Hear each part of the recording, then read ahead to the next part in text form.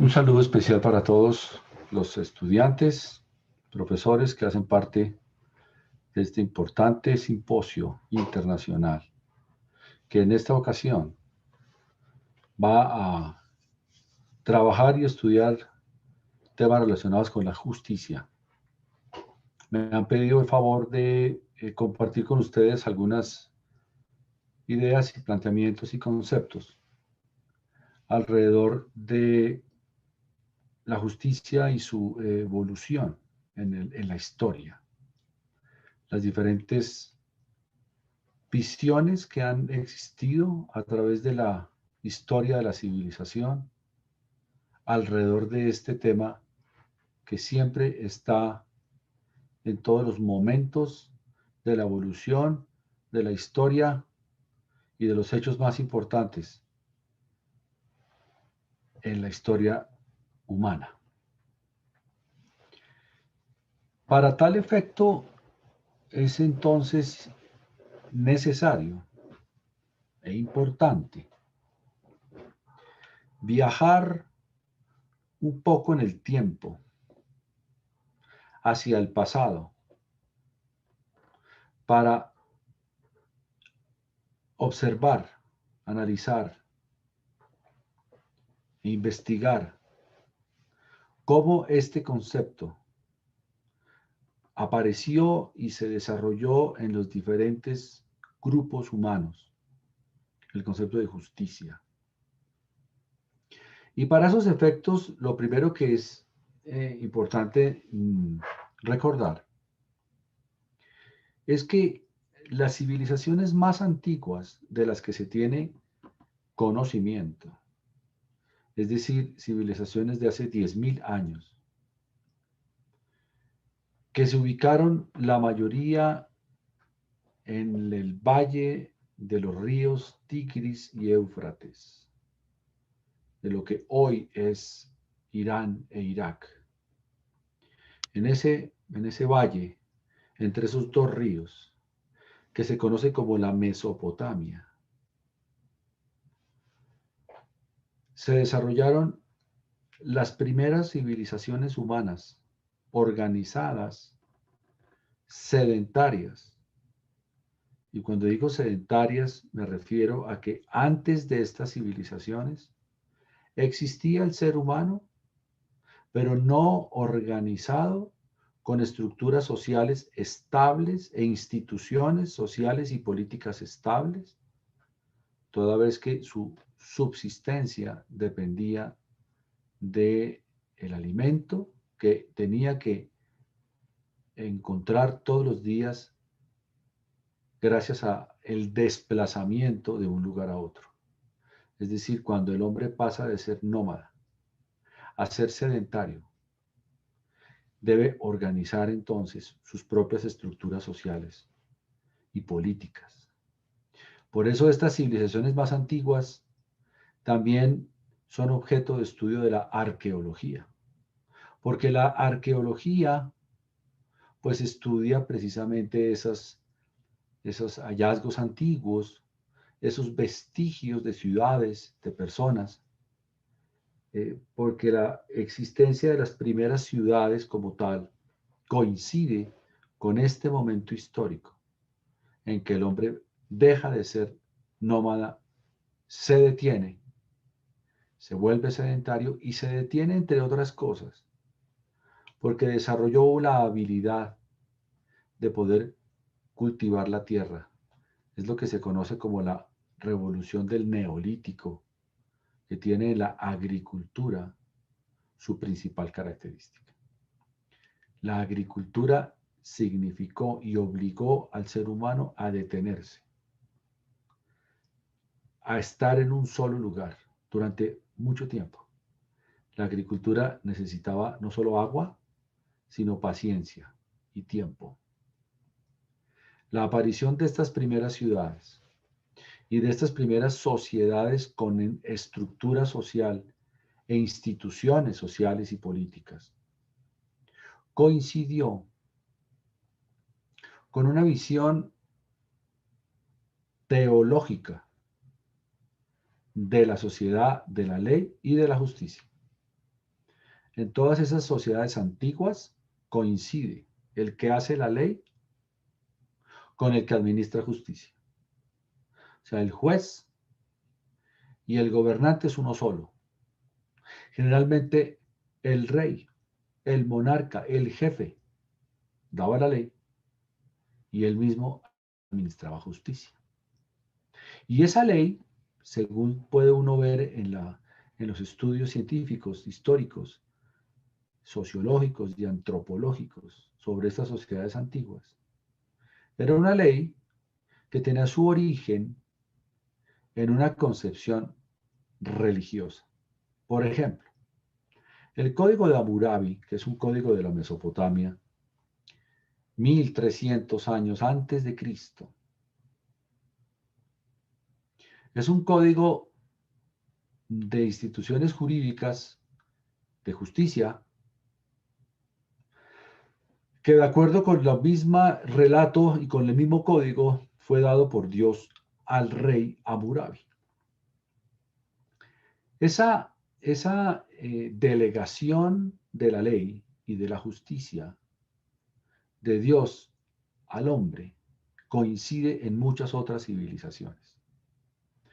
Esto lo que explica entonces es que la religión es un pensamiento mucho más antiguo que esta época que estamos estudiando y analizando. La religión se cree que tiene sus orígenes en épocas mucho más antiguas que aquellas en las que aparecieron las primeras civilizaciones. La antropología cree que el pensamiento religioso puede tener más de 50.000 años. Es decir, que se remonta al Paleolítico, a la Edad de Piedra. Y lo dice porque los primeros enterramientos que se han encontrado pues datan de la Edad de Piedra, del Paleolítico, enterramientos. El solo hecho de enterrar a los muertos ya fue un avance en la evolución humana, pero no era solamente enterrarlos, sino enterrarlos con alimento, con armas, con adornos. Quiere decir que se empezó a desarrollar un pensamiento metafísico, más allá de lo físico, más allá de la vida. Algo pasaba después de la vida, algo pasaba cuando llegaba la muerte, pero no se sabía y no se sabe a ciencia cierta qué es lo que pasa. Ese pensamiento religioso es un pensamiento mucho más antiguo que el pensamiento jurídico e incluso político que se dio cuando aparecieron las civilizaciones a las que me estoy refiriendo. De tal manera que cuando aparecen los primeros códigos, las primeras leyes, las primeras civilizaciones con una estructura social y política compleja, pues aparecen civilizaciones tan importantes como los sumerios, como los asirios, como los babilonios, los egipcios, los hebreos o los fenicios, entre otros, que coinciden todos en una época muy antigua en la cual había leyes. Es decir, aparece la sociedad organizada y la sociedad organizada es el origen del Estado. Si uno analiza qué es el Estado, pues la teoría indica que el Estado es una sociedad que se ha organizado políticamente. Y una organización política implica poder político, implica jerarquía política, es decir, gobernantes y gobernados. Esa jerarquía significa el que manda y el que obedece. El rey que manda y el súbdito que obedece. El faraón, que es Dios, él mismo, y todos los seres humanos que están alrededor de él. O los reyes de Babilonia o los reyes fenicios. Ese poder original que coincide con el origen del Estado gira alrededor del poder económico, que se traduce en tener tierra para cultivar, para tener alimento. De manera que eso explica por qué los grandes conflictos de la antigüedad que generaron conquistas, invasiones, guerras, esclavitud de los pueblos que se fueron desarrollando en esa época, giraron siempre en torno al territorio, a la invasión del territorio, a la ocupación del territorio, porque el territorio significaba riqueza, no tanto por el territorio mismo como por la posibilidad de desarrollar la agricultura. Y la agricultura generó excedentes, excedentes de alimento y excedentes de riqueza. En toda esta primera parte que estoy comentando, la ley la hace el Estado. La ley la hace la institución política del Estado que en la antigüedad coinciden todas estas civilizaciones antiguas en que la ley la da el gobernante, el rey, el faraón, el gobernador, el jefe del Estado, da la ley. No existe una asamblea, no existe un congreso, no existe un parlamento. Eso será una evolución posterior. Inicialmente tenemos un jefe, un gobernante militar, político, religioso, que da la ley y al mismo tiempo es juez.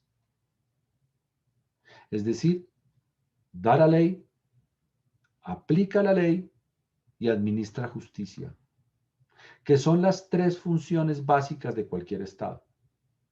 Dar la ley, hacer la ley, aplicar la ley y administrar justicia. Esas tres funciones son las que en un Estado moderno están separadas en un Congreso, en un presidente, en un primer ministro y en los jueces.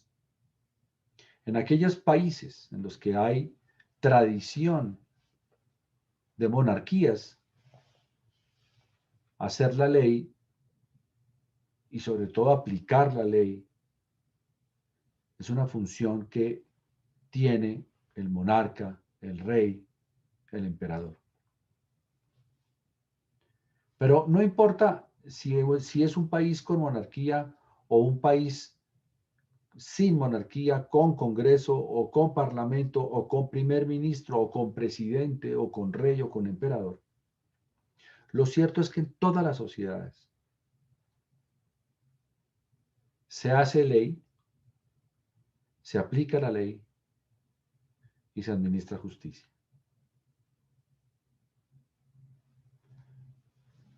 Ahora bien, para esta época antigua no se conocen estudios y conceptos filosóficos sobre qué es justicia. La justicia era sinónimo de la voluntad de Dios. Estos dioses antiguos son dioses jueces, son dioses que castigan, son dioses que dan premios, son dioses jueces. Y ese concepto del Dios juez, que se ve claramente en religiones tan antiguas como la religión de los judíos, pues es una tradición que ha subsistido durante muchos siglos, hasta el punto de que las religiones que surgieron de los judíos, religiones monoteístas y patriarcales, pues es la religión católica, la religión ortodoxa y el Islam, que existen y que forman parte de la cultura de muchísimos países en el mundo, sobre todo los países occidentales como Colombia. Como ustedes saben, Colombia es un país que tiene una tradición europea por la conquista y la colonia de Europa en el siglo XV en América. Estoy hablando de las colonias inglesas, españolas, francesas, portuguesas y holandesas principalmente en el continente americano. Colombia, un país de Sudamérica que tenía una tradición muy antigua de varios miles de años con grupos humanos aborígenes y nativos de América. Toda América tenía grupos humanos, grupos sociales, algunos más desarrollados que otros, algunos más evolucionados que otros.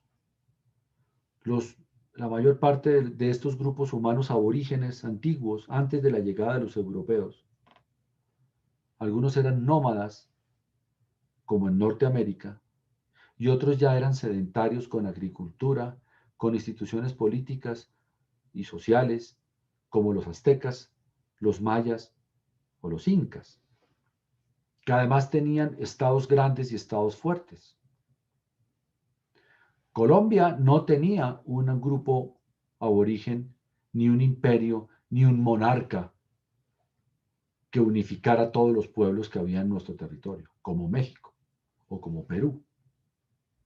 Nosotros teníamos muchos grupos pequeños que no estaban reunidos ni estaban organizados como un imperio, sino muchos grupos pequeños. Esa es una característica de Colombia, es una característica de Venezuela. Lo que es Ecuador, Perú, Bolivia, tienen una tradición mucho más fuerte porque ellos tuvieron un imperio, porque se organizaron como imperio a través de los incas. De manera que nosotros recibimos una tradición europea en el siglo XV y la tradición que recibimos fue la tradición marcada por la Iglesia Católica. Cristóbal Colón y los demás españoles, italianos, franceses, ingleses que llegaron a América tenían un pensamiento religioso propio del siglo XV, es decir, terminando la Edad Media en Europa, en donde la Iglesia Católica es muy fuerte en lo político, en lo económico y en lo cultural. Pero volviendo a la antigüedad, habíamos hablado de esas civilizaciones más antiguas de hace 10.000 años. Pero no fue con Grecia y con Roma, no fue sino con Grecia y con Roma. Cuando este concepto de justicia va a tener un desarrollo diferente. Porque Grecia, y estoy hablando del siglo sexto, quinto y cuarto antes de Cristo, ya no 10.000 años, sino apenas 500 años antes de Cristo, o sea, hace 2.500 años. Grecia primero y Roma después van a desarrollar un concepto para la época muy novedoso que ha marcado la historia de la humanidad hasta hoy.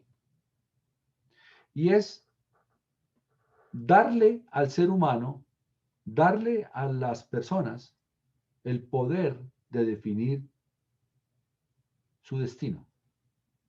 No a un rey o a un emperador, sino directamente al ser humano, al pueblo. La palabra democracia, que es tan usada hoy en día, es una palabra de origen griego que surge de dos raíces griegas, que son demos, que es pueblo, y kratos, que es poder, el poder en el pueblo. Eso se tradujo en Grecia en asambleas populares, en que el pueblo se reuniera a darse la ley, a definir las normas sociales, de comportamiento. Ese concepto democrático se desarrolló en la filosofía clásica griega del siglo IV antes de Cristo, en donde los filósofos clásicos Sócrates, Platón y Aristóteles reflexionaron sobre el concepto de Estado, de democracia, de justicia, de ley. La filosofía entonces empieza a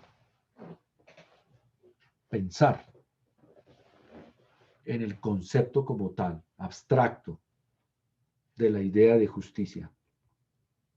Hasta entonces, como lo he mencionado hasta hace un momento, la justicia es igual a la voluntad de Dios.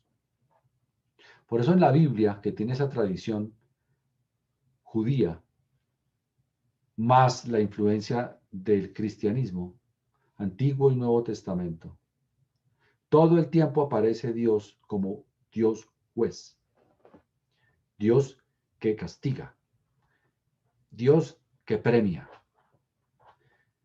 Toda esa teoría religiosa del cristianismo se construye sobre la idea de que después de la vida habrá un juicio, que llaman un juicio final, en el cual se hará una revisión de la conducta de los hombres ante Dios.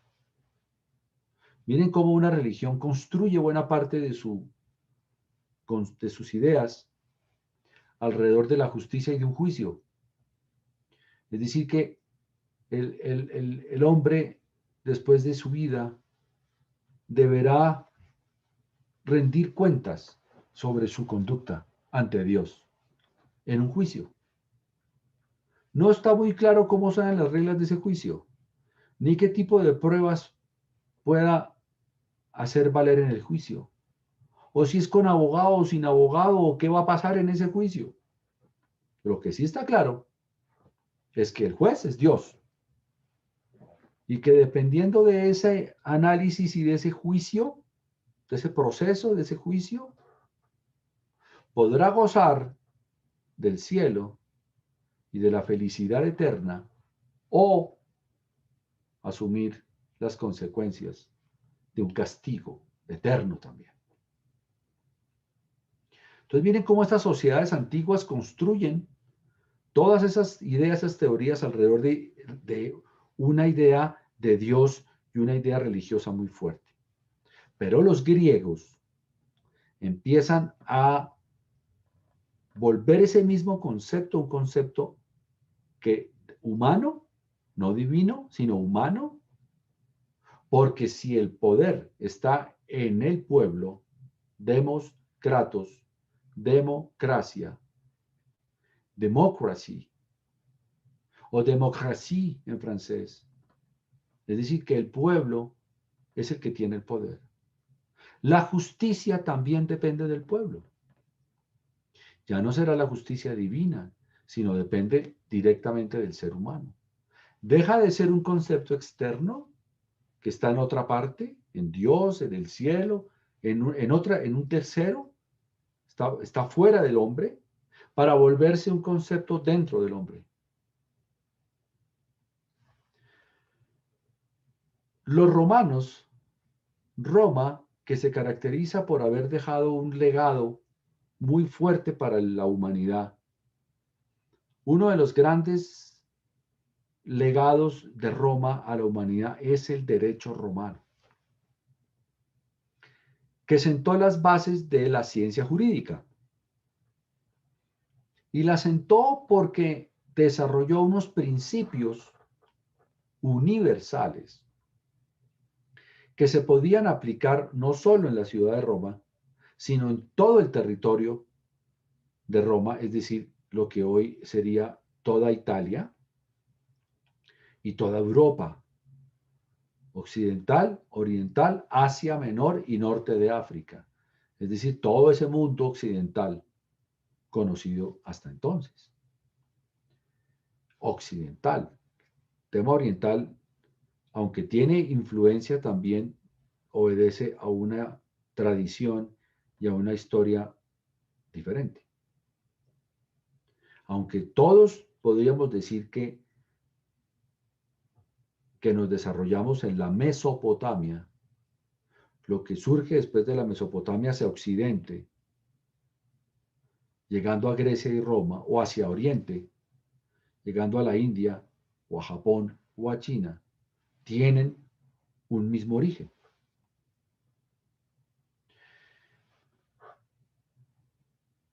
Roma hizo una diferencia muy importante entre la idea, entre el concepto de ley y el concepto de justicia. Hasta el momento, hasta ese entonces, ley y justicia estaban unidas. Era un solo concepto, ley y justicia. Los romanos separaron los conceptos. Una cosa es la ley, otra la justicia. La ley es la norma de conducta. Es la instrucción de cómo comportarse, qué se puede y qué no se puede hacer, qué está bien y qué está mal, qué es delito y qué no es delito, qué está permitido y qué está prohibido. Y esa norma o esa ley la hace el gobernante, la hace el rey, la hace el Congreso, el Parlamento, o el faraón, o el sacerdote, la ley, como norma de conducta. Pero la justicia es otra cosa. La justicia, dicho en términos romanos, la palabra en latín para el derecho es ius. I-U-S, ius. Después de que termina el Imperio Romano y van a aparecer las lenguas modernas, esa I se va a volver una J, que para el castellano es justicia. El latín no tenía J, tenía una I con un punto. Por eso la J sigue teniendo un punto, que es como la hija de la I. Justicia o justice o justice en francés. Tiene una raíz toda igual que es ius. Ius, para los romanos, es la palabra que significa vivir honestamente, no hacerle daño al prójimo y darle a cada cual lo suyo. En latín se dice honeste vivere, alterum non ledere, sum quique tribuere, en latín. Entonces, nace un concepto nuevo. La justicia es sinónimo de equilibrio, sinónimo de darle a cada cual lo suyo, sinónimo de no hacer daño, sinónimo de vivir honestamente, de no hacer trampa, de no lastimar a la otra persona, de aprender a vivir en sociedad, en comunidad, lo cual implica respeto, tolerancia, implica el reconocimiento del otro, aprender a vivir en comunidad y en sociedad con seres humanos que son todos diferentes, que piensan distinto, que tienen religiones distintas, pensamientos diferentes, pero que pueden convivir a pesar de la diferencia. La justicia implica entonces el reconocimiento de la diferencia del ser humano. La justicia implica equilibrio y por eso la diosa de la justicia en Grecia, que es Temis, se simboliza como con una balanza que busca el equilibrio entre las personas.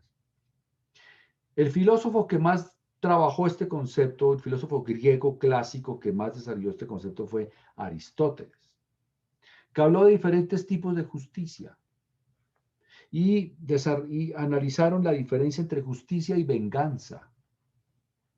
Venganza es una respuesta a un ataque. Venganza es un contraataque. La venganza es contestar con la misma moneda con la cual se ha pagado. Ojo por ojo, diente por diente.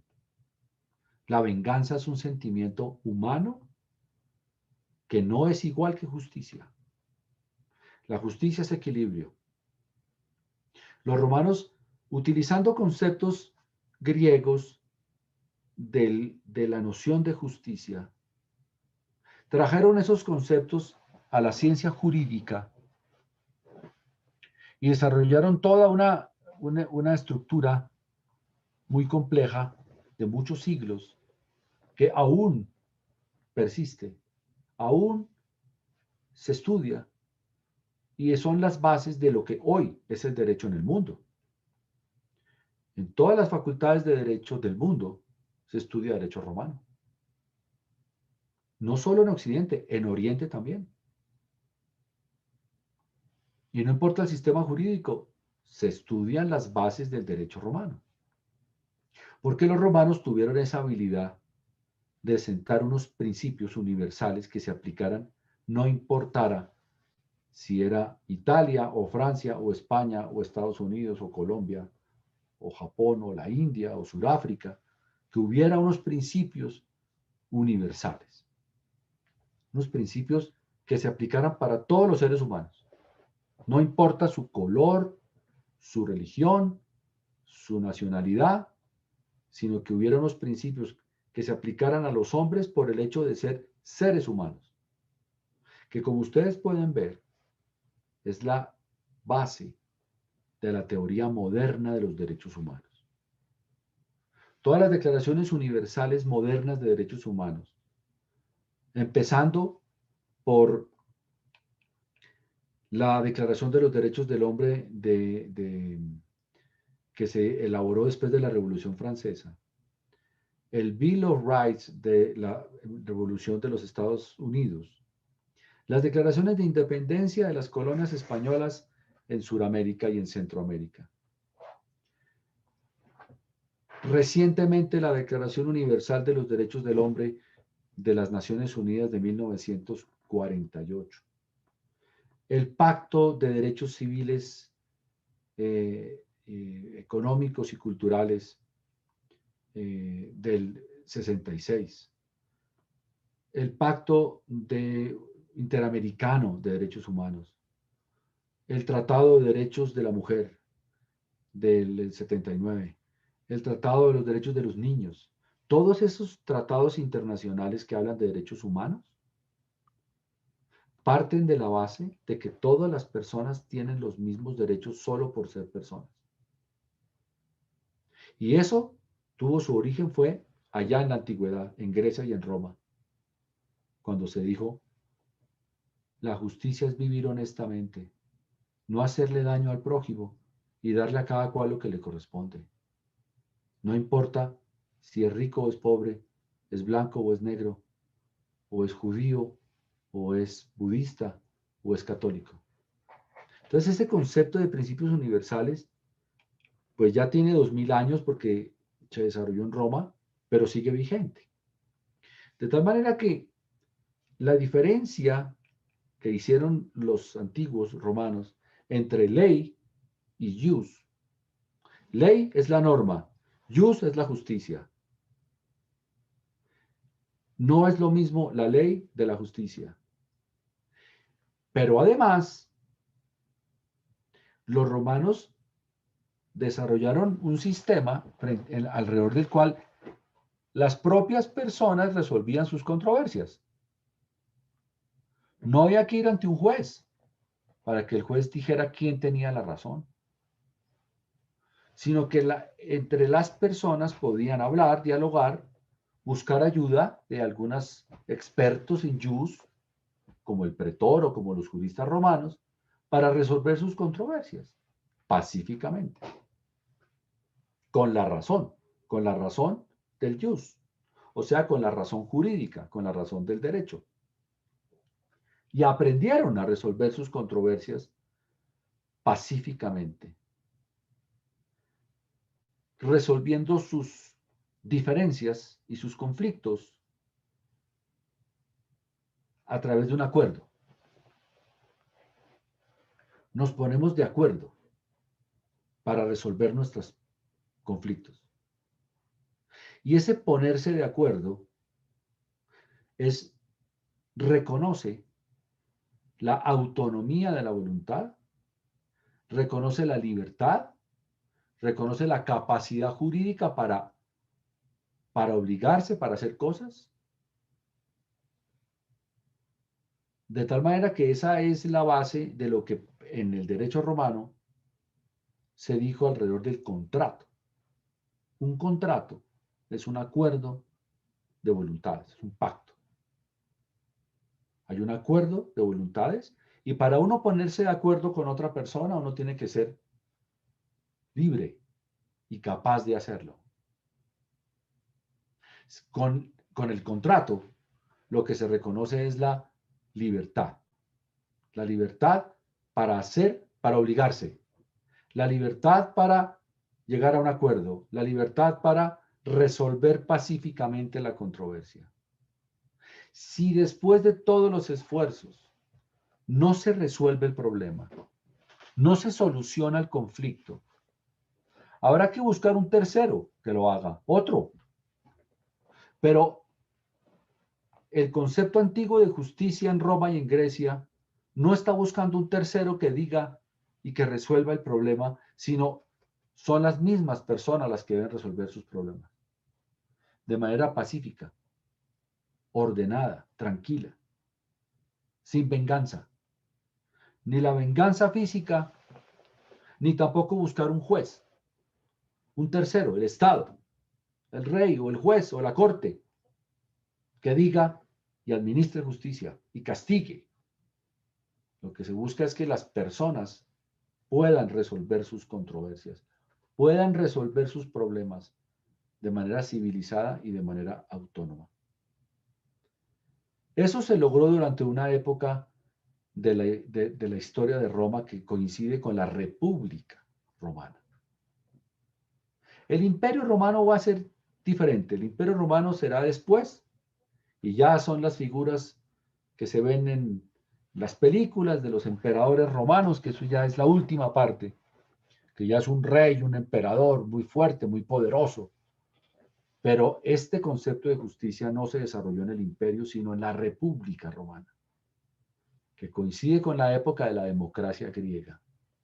Demos, kratos, poder en el pueblo, poder para dar la ley y poder para hacer justicia en el pueblo. En la República Romana, res en latín es cosa pública de todos. República es lo mismo que democracia, solo que la democracia es una palabra que viene del griego y la república es una palabra que viene del latín.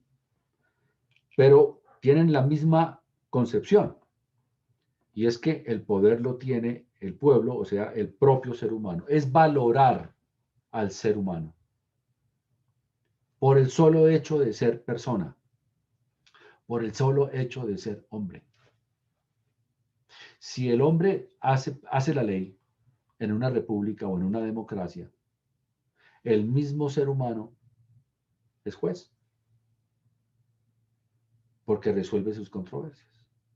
Si la ley la hace el rey, si la ley la hace otra, viene de otro lado, de Dios o del rey, y la justicia es del juez, de la corte, pues en la mitad está el ser humano, pero es como una víctima. Está como en la mitad de los poderes, del rey, del presidente, del emperador, o de la corte, del juez, y en la mitad está el ser humano, que es como, está como siendo observado y siendo juzgado. Pero los griegos y los romanos no pensaban así. Era al contrario, sin Dios, sin rey, sin monarcas, sin jueces, sin cortes, sino buscando el concepto, buscando al ser humano como arquitecto de sus propias leyes y arquitecto de sus propias soluciones.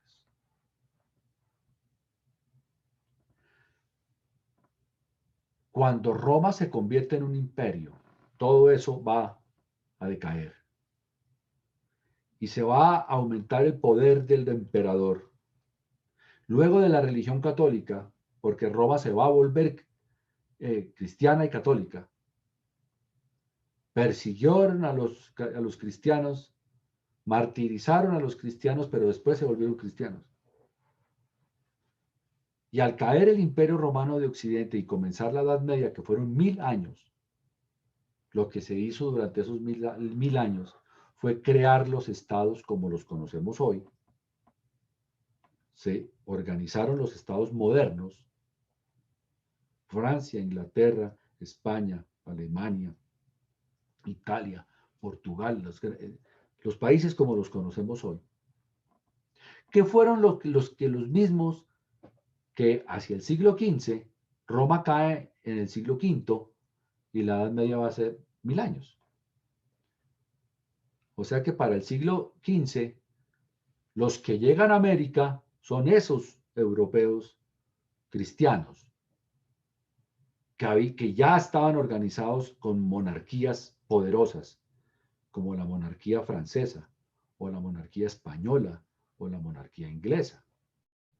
Ya estamos hablando de reyes y de reinas muy, muy poderosos, muy fuertes. Y lo que va a pasar con la Revolución Francesa y la Revolución Americana, primero la americana que es de 1776, y luego la francesa que es de 1789, y luego las revoluciones americanas de las colonias españolas, incluido Colombia, Venezuela, Ecuador, Perú, Argentina, Chile, México, Cuba, todas esas revoluciones que se dan entre el siglo XVIII y siglo XIX, lo que van es otra vez a reivindicar al ser humano como el centro de donde surge las normas, las leyes y la justicia.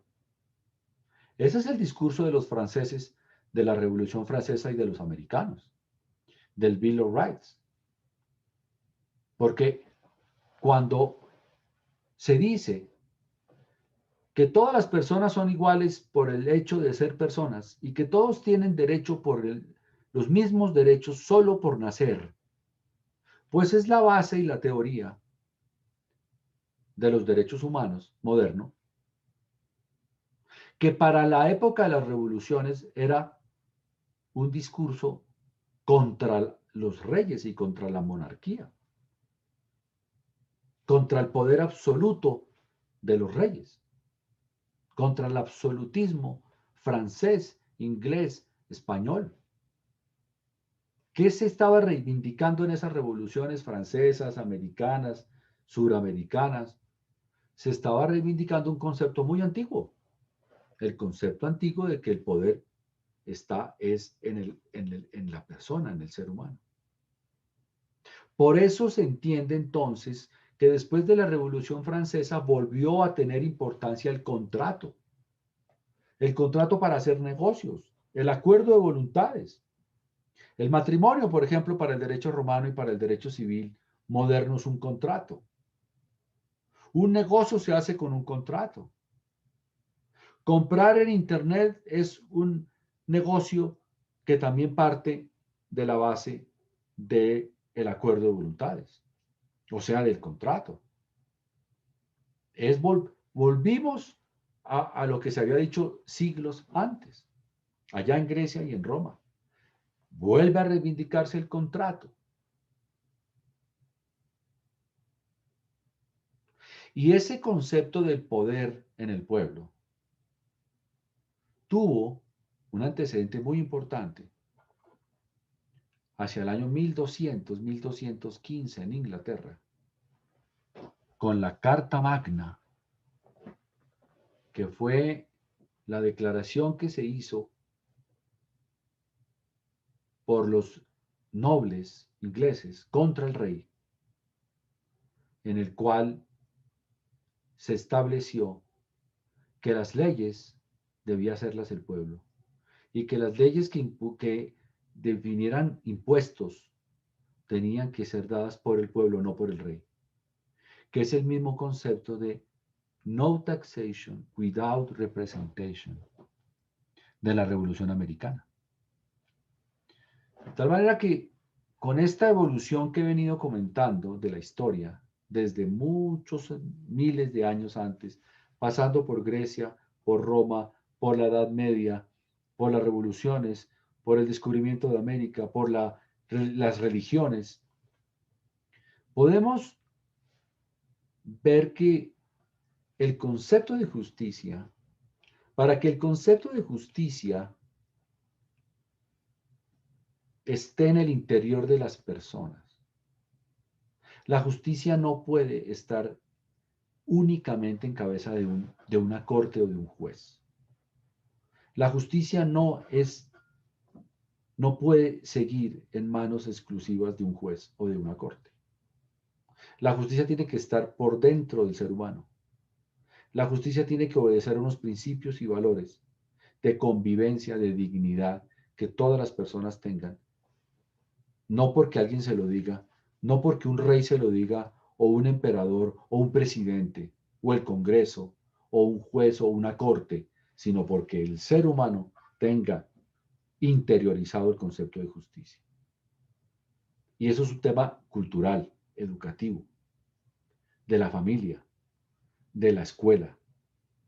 El ser humano no debería necesitar a otra persona que le diga qué debe y qué no debe hacer o decirle si está bien o está mal las cosas. Un juez, sea un juez, un juez de una corte, ni Dios, ni un juez, ni el Estado, ni el presidente, sino que sea un sentimiento interiorizado, que se difunda desde que los niños están muy pequeños para saberse comportar. Si nos sabemos comportar alrededor del respeto, de la tolerancia, de la dignidad, no va a haber necesidad de que haya cárceles, ni de que haya castigos. Pero si seguimos creyendo que se requiere de un juez, de una cárcel, de un castigo, pues para portarse bien, para respetar a las otras personas, para entender que todos los seres humanos tienen los mismos derechos, pues nunca vamos a avanzar porque siempre vamos a necesitar al Estado, al juez, al presidente, al rey, al emperador, a alguien que se encargue de organizar a la sociedad. Y eso se entiende hace siglos, se entiende hace muchos años que era necesario, pero cada vez con el mundo moderno, con la tecnología, con los medios de comunicación, con las redes sociales, lo que se debe procurar no es seguir fortaleciendo al Estado, al gobierno, a los jueces, sino al ser humano, alrededor de conceptos propios humanos como la justicia, como la equidad, como el equilibrio, como los valores, como los principios de convivencia pacífica, de respeto, de tolerancia. Y eso debe partir de la base de conocer a la otra persona. Conocerse a sí mismo, pero también conocer a los demás. Si uno se toma el trabajo de conocer a los demás, los entiende. Si no los conoce, no los puede entender. Si uno cree que todos los demás tienen que pensar como pienso yo, nunca nos vamos a poner de acuerdo, porque todos los seres humanos son distintos. Entonces, ¿en qué nos encontramos? A pesar de ser distintos, ¿en qué coincidimos? En la dignidad, en el respeto, en la convivencia, en la tolerancia, en el amor. Ahí nos encontramos. Y eso es lo que hay que fortalecer para que la justicia o la justicia en latín se convierta en algo que hace parte de todas las personas por el solo hecho de ser personas, de todos los seres humanos por el solo hecho de ser seres humanos. Esas son las ideas generales que quería compartir con ustedes en esta charla. Estos temas nosotros los desarrollamos en la Facultad de Derecho en Bogotá. Como profesor que soy de Derecho Romano, pero también son conceptos que hemos desarrollado en diferentes oportunidades que nos han dado para desarrollar este tema en el Estado, en el gobierno, en la rama judicial. Y es un argumento y es una discusión muy vigente, muy actual, muy fuerte en el mundo, en donde la tendencia es a que haya leyes universales que se apliquen para todas las personas, así como justicias universales, no divinas. No es Dios el que administra justicia, es el ser humano el que se encarga de resolver sus propios problemas. Con tolerancia, con convivencia, con paz y con respeto por la dignidad de los demás, empezando por la propia y la dignidad de los demás. Muchas gracias.